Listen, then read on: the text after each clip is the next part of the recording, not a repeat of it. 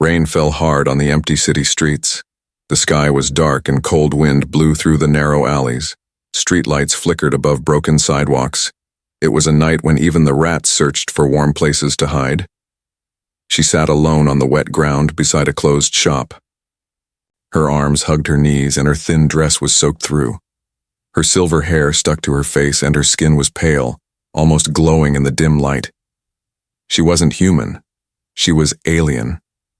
And alone. No one noticed her. Cars passed. People walked by with umbrellas and coats. Some looked at her, some didn't. One woman whispered, "Dirty alien," and walked faster. She didn't cry. Not anymore. She had no tears left. She hadn't eaten in 2 days. Her feet were bare and purple from the cold. Her body trembled, but she stayed there. Where else could she go? The rain poured harder. Then came the sound of boots. Heavy, steady footsteps stopped near her. She looked up. A man stood in front of her, holding a paper bag in one hand. He wore a thick brown coat and looked around 35. His hair was messy. He wasn't rich. Just a normal human man. But his eyes were kind. He didn't speak at first. He just looked at her. Then he slowly took off his coat and knelt beside her. "Here," he said, wrapping the coat around her shoulders. "You'll freeze to death like this." She stared at him in silence. No one had ever done that before. "I'm not going to hurt you," he said gently. "My name is Daniel." Still, she didn't speak. Her lips were too cold to move. Daniel looked around, then back at her. "You can't stay out here. Come with me, just for tonight. There's a heater, foods, and a roof." She didn't move. She didn't trust him. Why should she? He stood and waited. "I'm not leaving you here. Not like this." A long silence passed. Then, very slowly, she tried to stand. Her legs shook. She nearly fell. Daniel caught her gently. "Easy," he said. "One step at a time." She followed him down the street. Her feet made soft sounds on the wet concrete. The coat was too big but warm. She could smell old coffee and machine oil from it. It felt safe. They reached a small house at the edge of town. The walls were worn and the lights inside were dim. It wasn't fancy, but it was real. Daniel unlocked the door and led her inside. "Sit here," he said, pointing to a couch. "I'll get towels and food." She looked around. The place was simple. A few chairs, a wooden table, a tiny kitchen with old pots. But it was warm. The heater buzzed gently. It smelled like spices and bread. She touched the couch like it was treasure. She hadn't sat on soft things in years. Daniel returned with a towel. "Dry off. I'll heat up some soup." She nodded once, just once, then took the towel and started drying her hair slowly. A few minutes later, he brought her a steaming bowl. She held it with both hands. It was hot, and it hurt a little, but she didn't mind. He sat across from her and watched. She looked down at the soup, then up at him. "Why?" she whispered. He leaned back. "Why what?" "Why help me?" Daniel smiled. "Because no one else did." She didn't know what to say. Her chest ached, not from cold, but something else, something deep and old. He stood up. "You can sleep here. I'll take the floor. No funny stuff, I promise." She looked at him again. His eyes were tired, but kind. Honest. "Okay," she said, barely above a whisper. Daniel smiled. "Good." That night, she lay under a soft blanket on the couch. Her body still shivered sometimes, but her eyes stayed on the ceiling. She didn't sleep. Not yet. She was afraid this was a dream. But outside, the rain still fell, and for the first time in a long, long time, she was inside. Safe.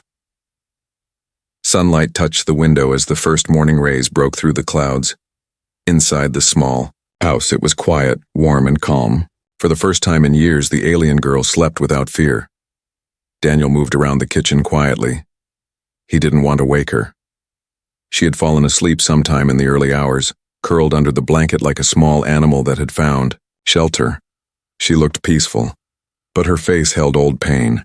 Daniel didn't even know her name. He fried some eggs and bread, the scent slowly filling the air. Outside, the ground was still wet, but the sky had cleared. The girl opened her eyes slowly. For a second, she looked confused, like she had forgotten where she was. Then she remembered. She was inside. Safe. Dry. Her hand moved to feel the blanket. Real. She wasn't dreaming. Daniel noticed her wake up. He gave her a small smile and spoke gently. "Morning. You hungry?" She sat up slowly. Her silver hair was messy, and her skin still looked pale, but she nodded. He brought her a plate. She stared at it like it was gold. "Eat slow," he said. "It's hot." She picked up a piece of bread with careful fingers. The warmth surprised her. Her mouth watered, but she didn't eat fast. She was afraid it might be taken away. Daniel didn't speak much while she ate. He just watched, respectful and quiet. When she finished, he handed her a mug of warm water. "Bathroom's that way," he pointed. "You can clean up if you want. Towels are on the shelf." She looked at him, then the hallway, then back again. No traps. No shouting, no orders, just a choice. She stood slowly and walked toward the bathroom. She paused in the hallway and whispered without turning back, "Thank you." Daniel simply replied, "You're welcome. Take your time." She stayed in the bathroom a long while. When she returned, her face looked a little cleaner, her hands less shaky. She still wore the coat over her shoulders, and it dragged on the floor. It made her look even smaller. He pointed to a pile of clothes on the table. "They're old but clean. My sister left them years ago. You might find something that fits." She nodded. Daniel didn't stare. He walked outside to give her space. When she came out again, she wore a gray sweater and loose pants, too big, but better than soaked rags. Her hair was brushed and she looked human enough to belong. They sat in silence again. She touched the edge of the couch like it might vanish. Then Daniel asked softly, "Do you want to tell me your name?" She looked down. Her hands trembled. "I don't have one," she said. "You don't?" She shook her head. "I had a number, in the camps." Daniel's jaw clenched. He didn't push. Instead, he looked at her kindly and said, "You don't need to talk about it unless you want to." She was quiet for a long time. Then she said, "They called me Subject 9. Daniel frowned. "That's not a name. That's a prison." He thought for a moment, then said, "Can I give you a name, just something temporary until you choose one?" She hesitated. "Okay." Daniel smiled a little. "How about Hope?" She blinked. "Why?" "Because that's what you brought into my house," he said simply. "And I think you're stronger than you think." Her lips trembled, but she didn't cry. Not yet. "Hope," she whispered to herself. She looked at her hands, then at Daniel. "Okay. I like it." From that moment, something changed. She wasn't Subject 9 anymore. She was Hope. That evening, Daniel made simple stew, and they shared a quiet dinner. Hope didn't eat much, but her eyes no longer looked empty. Later, she watched Daniel repair a broken toaster. He worked with focus, using old tools and worn gloves. "You fix machines?" she asked softly. He nodded. "I'm a mechanic. Used to work on spaceport runners. Now I just fix what people throw away." Hope tilted her head. "So, you fix things no one wants?" Daniel chuckled. "Yeah, I guess that's my thing." She looked at him seriously. "And what about me?" He paused, then smiled gently. "You're not broken. You're just finding your way back." That night, Hope lay on the couch again, wrapped in the blanket. She stared at the ceiling. Her eyes didn't close quickly, but her heart felt lighter. Somewhere deep inside her, something small but powerful had sparked. She was still afraid. But now, she had a name. She had warmth. And for the first time ever, she had a place that felt like home. The days passed slowly inside Daniel's small house. Hope didn't talk much, but she watched. She watched how Daniel made coffee every morning, how he fixed broken things with careful hands, and how he always looked at her like she wasn't strange, like she mattered. She wasn't used to that. On her old planet, names didn't matter. She had been born in a lab, raised in a facility where they only spoke in numbers. She was Unit 9, one of many failed projects. Her body was different from others. Her skin healed too slowly. Her eyes were too pale. She had been thrown out when her creators realized she wasn't perfect. Now here she was, sleeping on a couch, wearing borrowed clothes, drinking soup with a human stranger who hadn't asked her for anything. It confused her. Daniel never asked about her past. He never pressed. Instead, he taught her how to use the kettle, how to fold blankets. He even showed her a book with simple earth words. Hope stared at the pages, trying to understand. One evening, the power went out. A storm had knocked it off again. The house became quiet and dark, except for a single candle on the table. Hope sat on the floor near the candle's glow, her knees pulled to her chest. Daniel sat on the couch, holding a flashlight, checking the wiring chart. She spoke softly. "Do you remember being a child?" Daniel looked up. "Yeah, why?" "I don't," she said, eyes lost in the flame. "I was never hugged, never had a toy. They just tested me, poked me with cold tools. They said I was made for war. But they made me wrong." Daniel closed the wiring manual. No one has the right to say who's wrong or right, especially people like that. She blinked, surprised at his words. "But I wasn't good enough for them." He leaned forward, elbows on his knees. "Maybe you were too good, too real." Hope didn't answer. She just stared at him, then whispered, "I think I want a real name now." Daniel's eyes softened. "Hope still okay?" She thought for a second, then nodded. "Yes, Hope. But can I have something more? Like a last name?" Daniel smiled. "Of course. Let's pick one." She hesitated. "Can it be yours?" He blinked. "Mine?" She lowered her eyes. "I don't mean as your daughter or wife or anything strange, just I don't have anyone. And you're the first person who made me feel like I exist." Daniel felt a lump in his throat. He wasn't expecting that, but he nodded. "Hope Carver," he said softly. "If you want it, it's yours," Hope repeated it. "Hope Carver." She smiled for the first time, not a small, polite smile, but something real, something warm. Her face lit up like morning light. "Thank you," she whispered. From that night on, she wrote it in the notebook Daniel gave her. Again and again. Hope Carver. She practiced earth letters until her hands hurt. She spoke her name to herself before sleep. It made her feel like she wasn't fading anymore. One morning, Daniel came back from town with a bag of books and a warm scarf. He tossed the scarf onto her lap. "Winter's coming," he said. "You'll need this." Hope held the scarf tightly. "Why do you do this?" Daniel shrugged.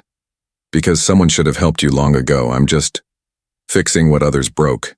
She looked at him. "You fix machines. Now you fix people too?" He laughed. "No, I just opened the door. You walked in on your own."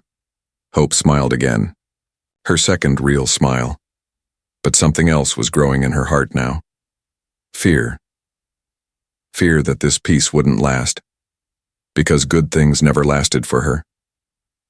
She sat by the window that night and looked at the stars. Her planet was somewhere far beyond them, but she didn't miss it.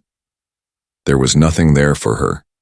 Everything that mattered was inside this tiny human house. And that scared her more than anything. Because if she lost it, she would break. But still, as the stars blinked softly above and Daniel worked quietly at his workbench, Hope whispered her new name one more time. Hope Carver. Not a number, not a subject, not a project, just a girl with a name. And for now, that was enough. The wind howled that morning, carrying dust across the streets like ghosts from another time. Hope sat on the porch, wrapped in the scarf Daniel had given her. She sipped warm tea and watched a stray bird peck at breadcrumbs she'd dropped earlier. Inside, Daniel worked under the hood of a broken generator. Grease covered his hands. His radio played soft music in the background, an old human tune with no words. Everything felt peaceful, but peace never lasts long when your past still breathes. Hope's heart stopped when she heard it, the sound of a ship, low, distant, and not human-made. She stood up slowly, her fingers tightening around the mug. The bird flew away in panic.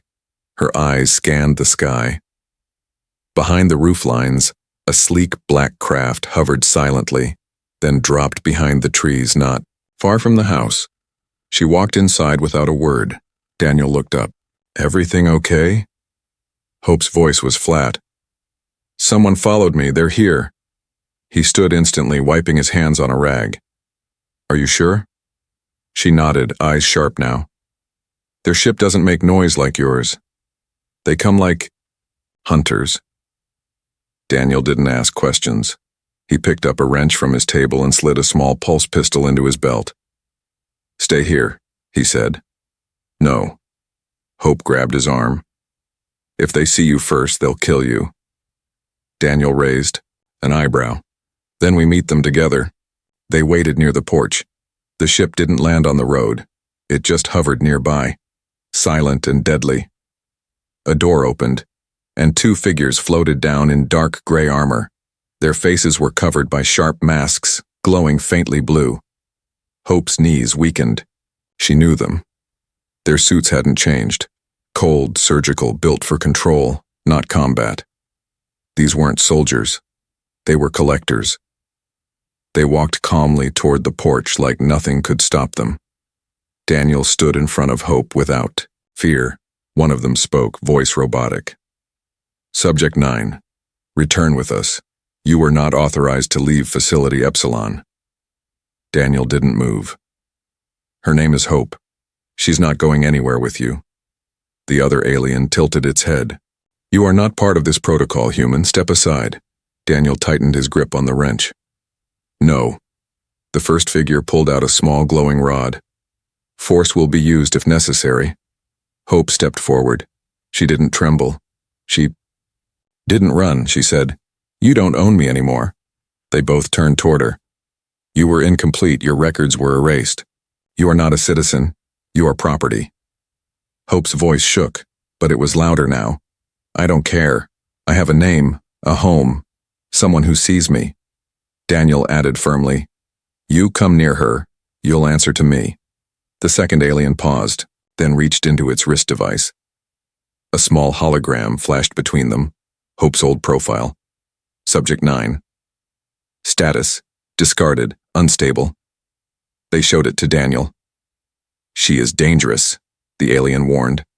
"Emotionally reactive, fragile, engineered, without full restraint. Keep her and she may destroy you." Daniel laughed once, dry and quiet. "She cooks breakfast, reads books, pets stray cats. You know nothing about her." Silence. Then the aliens stepped back toward their ship. No weapons drawn, no threats shouted. But before they left, one turned. "You have been warned. Next time, there will be no talk." They vanished into the ship, and in seconds the craft shot into the sky and disappeared. Hope sat on the steps. Her hands were cold, her lips pale. Daniel sat beside her. "You okay?" he asked softly. She nodded. "They'll come again." "I know." "You should have let them take me." Daniel frowned. "Why would I ever do that?" "Because I'm not human. I'm not normal. I was made in a lab, built for war. My blood is modified, my bones are too dense, I don't even dream like you." Daniel looked straight at her.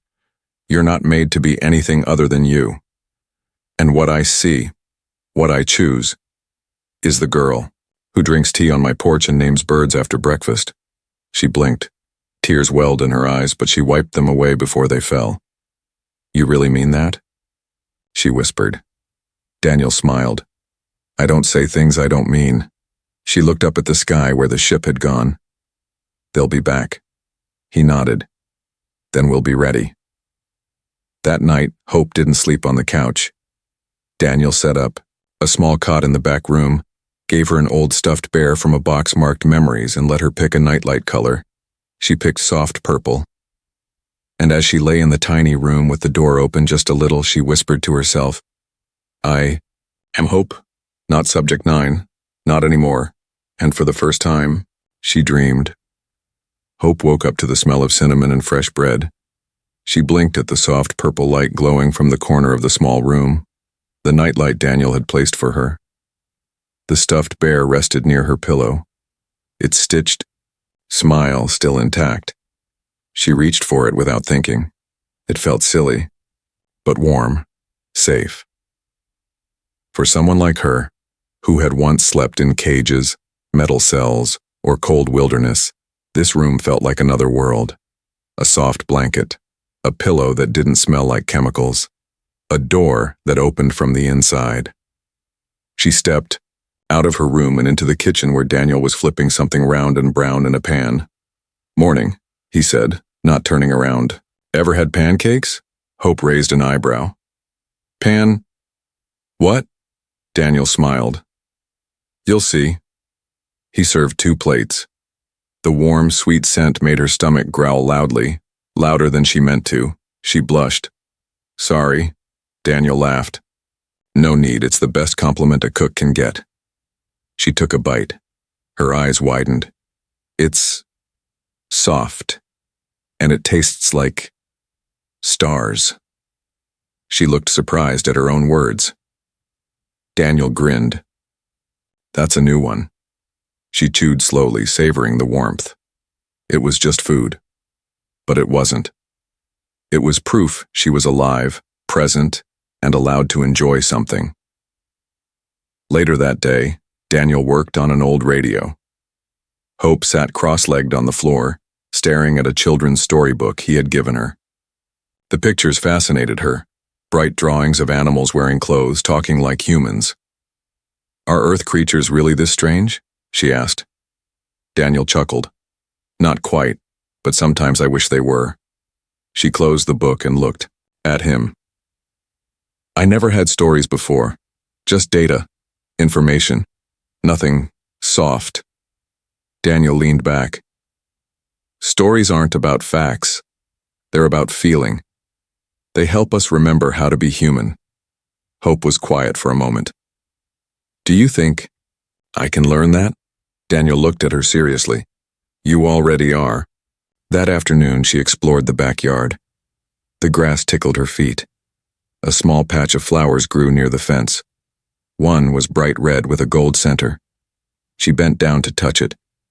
It moved gently under her fingers, alive and free, just like her. Suddenly, she heard laughter, her laughter. It surprised her. She had never laughed before without it being forced or bitter. But now under the sun with the wind on her face, she laughed again, softer this time. Real. Daniel looked up from the shed and saw her spinning slowly, arms out, scarf fluttering behind her like wings. Is this normal? She called out. He smiled wide. Nope. It's better. In the evening, they sat on the porch. She sipped tea, now with 2 spoons of sugar, because Daniel said that's how you enjoy life a little more.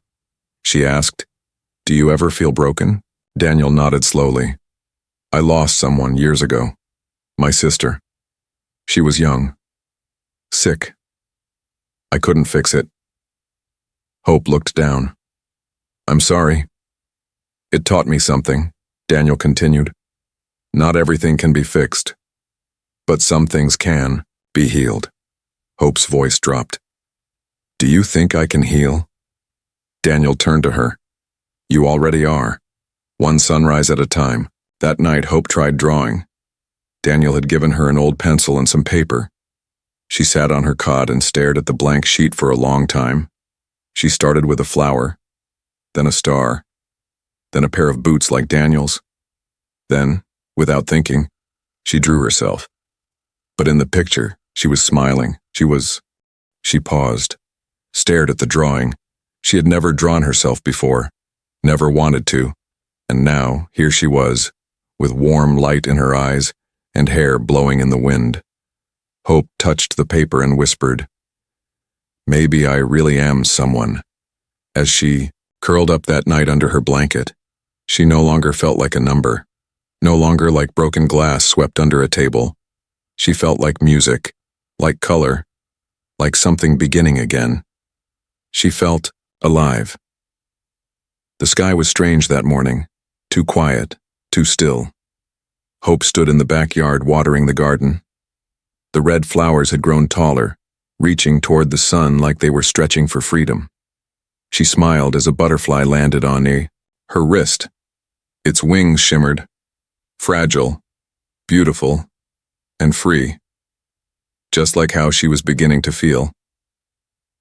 Inside, Daniel made coffee. He hummed softly, an old earth tune he never remembered the name of. Life had grown peaceful, maybe even joyful, but peace never warns before it shatters. A strange pulse broke the air, not sound. Vibration. Hope froze. The watering can slipped from her hand. Daniel heard it too.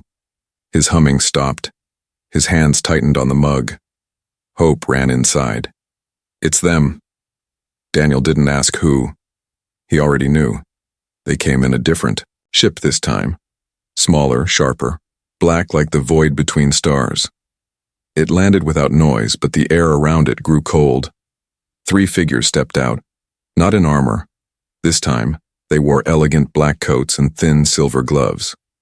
They didn't come like hunters, they came like judges. Hope and Daniel stood at the edge of the porch. She didn't hide this time. She didn't tremble. The lead alien stepped forward, removing his mask. His face was pale gray, eyes deep red with lines that pulsed softly. His voice was smooth, but cold. "Hope Carver," he said. Daniel stood in, front of her slightly, protective as always. "We told you," the alien continued. "You were made to serve, not to vanish. You were discarded only because you disobeyed." Hope took a deep breath. "You didn't discard me. You threw me away. And now that I'm free, you want to own me again." The alien tilted his head. "You belong to the Order. Your bloodline is modified. You are not natural. You are ours." Daniel stepped forward. "She belongs to no one. She's not a product. She's a person, a better one than any of you." The second alien spoke. "You have given her a name, a home. You have tainted the program." Daniel didn't blink. "Good." The aliens pulled out a long silver rod. It glowed faintly, scanning the air. "We're not here to negotiate," the lead one said. "We are here to extract." Hope stepped beside Daniel. "Then do it. Try." Her voice was steady, calm, but inside her chest, her heart pounded. The attack was fast. The second alien reached forward, but Daniel moved faster. He slammed the pulse wrench into the attacker's shoulder, sparks flying. Hope spun to the side, grabbing a pipe from the porch railing. She had no training, no special powers, just will. The aliens were stronger, but not expecting resistance. Hope swung the pipe. It missed. Daniel blocked a strike with his arm, grunting in pain but not falling. One alien grabbed Hope's wrist, but she bit his hand hard, and he howled. Daniel tackled another, shoving him into the garden, crushing red flowers. Under their feet, the lead alien backed away, pressing a button on his glove. Emergency extraction. The ship began to hum. Its ramp lowered again. Hope shouted, "Leave and don't come back." The lead alien hissed, "You'll regret this, creation." Daniel raised the pipe. "Try me." In a flash of light, the aliens vanished into their ship. Within seconds, it was gone. leaving behind scorched earth and silence. Daniel leaned on the porch, breathing hard. His arm was bleeding. Hope rushed to him. "You're hurt." He smiled through the pain. "I've had worse from toaster repairs." Tears welled in her eyes. "You fought for me again." He touched her face gently. "Of course I did." She held his hand. "They won't stop. You know that, right?" "I do," he said. "But now they know something too." "What?" "That you're not weak anymore." Hope looked at the crushed flowers in the garden. Her safe place, touched by violence again. But then she saw it. One red flower had survived, still standing, still open. She walked to it, knelt, and whispered, "Me too." That night Daniel sat at the table with a bandaged arm while Hope lit 2 candles. "I'm sorry," she said. "For what?" "For bringing danger to your home. For being who I am." Daniel shook his head. "You didn't bring danger. They did. And being who you are saved my life." Hope blinked. "How?" "You gave me purpose again," he said quietly. "Before you, I was just fixing broken parts. Now I'm protecting something that matters."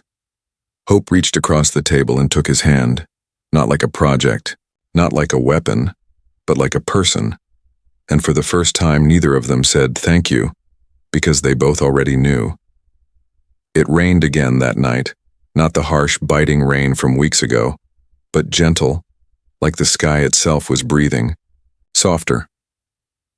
Hope stood at the window, watching tiny rivers slide down the glass.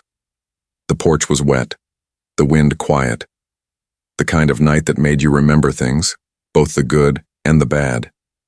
She held Daniel's old coat close, the one he had wrapped around her the first night. It still smelled like engine oil and old wood, but now it smelled like safety. Inside, Daniel snored softly on the couch, arm still in a sling. His tools lay scattered on the table beside half a finished toaster. Hope looked at the door. She had once walked through it, broken, shaking, half frozen. Now she stood inside whole, calm, and free. But freedom came with choices. And one question filled her heart like thunder. Should I leave before they return? Before someone else gets hurt because of me? The next morning, she made breakfast. Not perfectly. The pancakes were burned at the edges. The eggs were too salty, but Daniel smiled like it was a meal made by a 5-star chef. "You're getting better," he said, chewing happily. Hope raised an eyebrow. "You like burned food?" "I like effort," he said. They laughed together, not forced, not nervous, just normal. After breakfast, Hope handed him a small folded paper. "What's this?" Daniel asked. "My decision." He opened it. Inside was a drawing. The tiny house, the red flower in the garden, the porch, and 2 small figures standing side by side, one tall holding tools, one smaller holding a flower. Beneath the drawing in soft pencil, "This is home.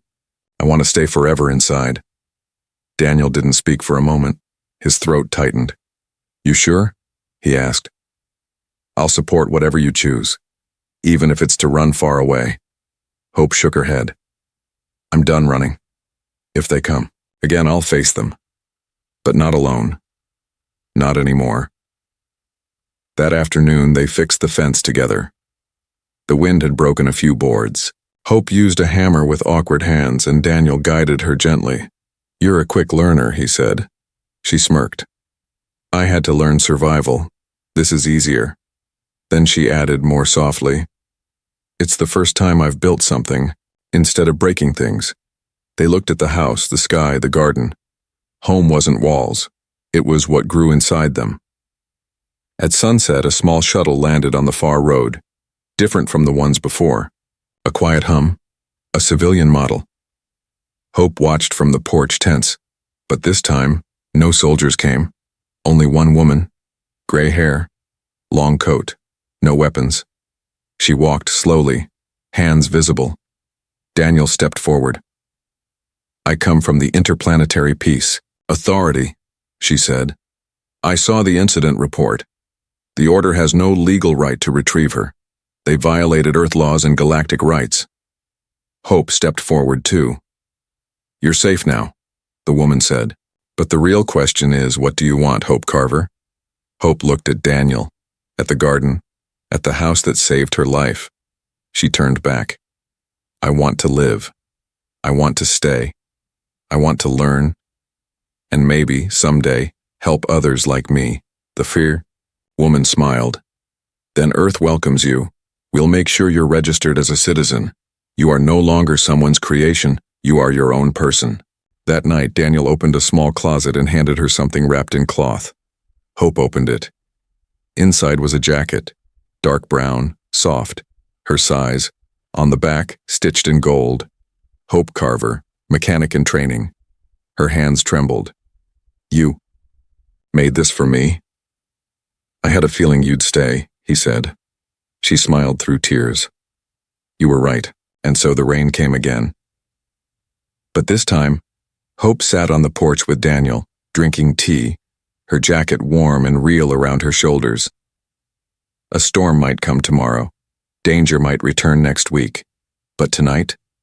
Tonight she had warmth, a name, a future, and a place she no longer had to ask permission to belong to. She was no longer just someone rescued. She was someone who had chosen to stay, forever inside.